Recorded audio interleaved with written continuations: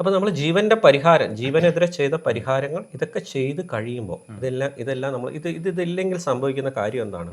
അപ്പം ഞാനൊരു ഒരു ഒരു കുടുംബത്തിൻ്റെ ഒരു എക്സാമ്പിൾ കൂടെ പറയാം.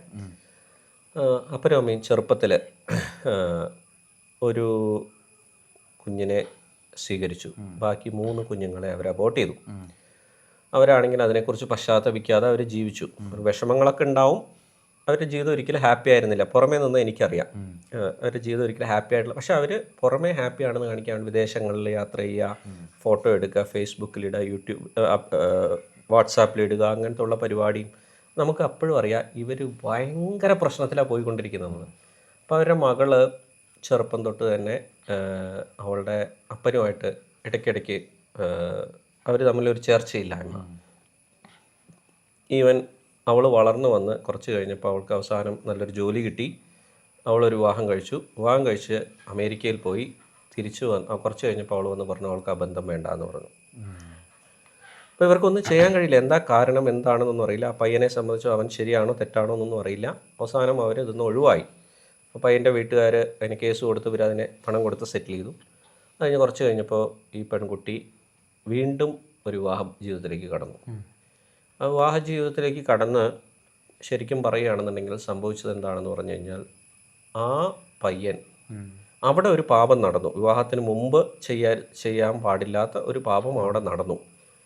അത് കഴിഞ്ഞ് ആ പയ്യൻ ഈ അടുത്ത് ഞാൻ മനസ്സിലാക്കിയ ഒരു കാര്യം ഇങ്ങനെയാണ്, അവളെ ശരീരത്തിൽ ഇനി അടിക്കാൻ ബാക്കി സ്ഥലങ്ങളില്ല.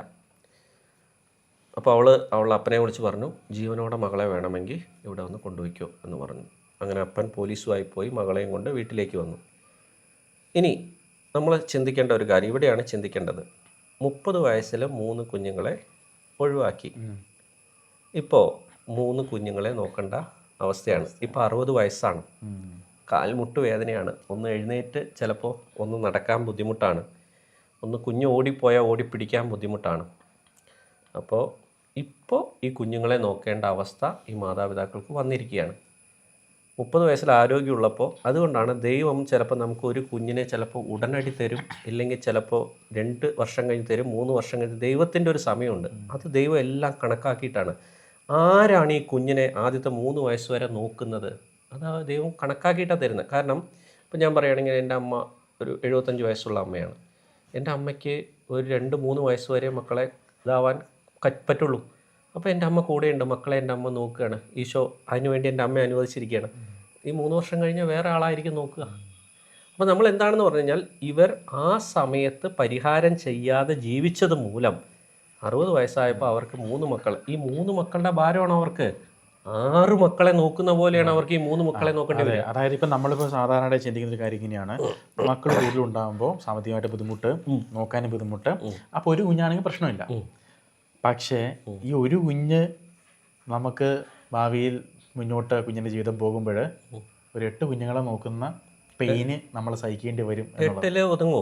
ഒതുങ്ങില്ല. കാരണം എന്താണെന്ന് വെച്ച് കഴിഞ്ഞാൽ ദൈവം അവർക്ക് ഒരു 5 മക്കളെയാണ് പ്ലാൻ ചെയ്തതെങ്കിലോ? അതെ, അപ്പം അതിൻ്റെ ഇരട്ടിയാവും. അതിൻ്റെ ഇരട്ടിയാവും. അതായത് ഈ കുട്ടി സ്കൂളിൽ പഠിക്കാൻ തുടങ്ങിയാലും കോളേജ് പഠിക്കാൻ തുടങ്ങിയാലും വിവാഹം കഴിഞ്ഞാലെല്ലാം നമ്മൾ മരിക്കുന്നത് വരെ ഇതൊരു തലവേദനയായിട്ട് എപ്പോഴും ഇതിൻ്റെ പിന്നാലെ ആയിരിക്കും. അതായത് ഈ 8 കുഞ്ഞുങ്ങളെ നോക്കുന്ന അതിൻ്റെ വേദന അവർ തിന്നുകൊണ്ട് എൻ്റെ ഒരുപാട് പേര്, ഞാനിത് എനിക്ക് പറയാൻ പറ്റില്ല, അത്രയും പേര് എൻ്റെ അടുത്ത് വിളിച്ചു. ഞാൻ എല്ലാവരോടും ചോദിച്ചു കോൺട്രാസെപ്റ്റീവ്സ് ഉപയോഗിച്ചിട്ടുണ്ടോ? ഉണ്ട്.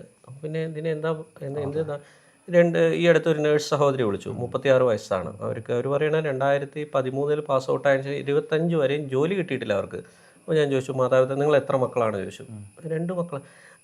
ജീവന്റെ മേലെ ഇത് വെച്ചിട്ടുള്ള ആളുകൾക്ക് എങ്ങനെ ദൈവത്തിന് അനുഗ്രഹം കൊടുക്കാൻ സാധിക്കും? അപ്പൊ അവരിപ്പോ ഇങ്ങനെയുള്ള ആൾക്കാർ ചെയ്യുന്ന ഒരു കാര്യം എന്ന് വെച്ചാല് അവരപ്പോഴും ഈ കുട്ടി മനസ്സന്തരപ്പെടാൻ പ്രാർത്ഥിച്ചുകൊണ്ടിരിക്കുന്നത്.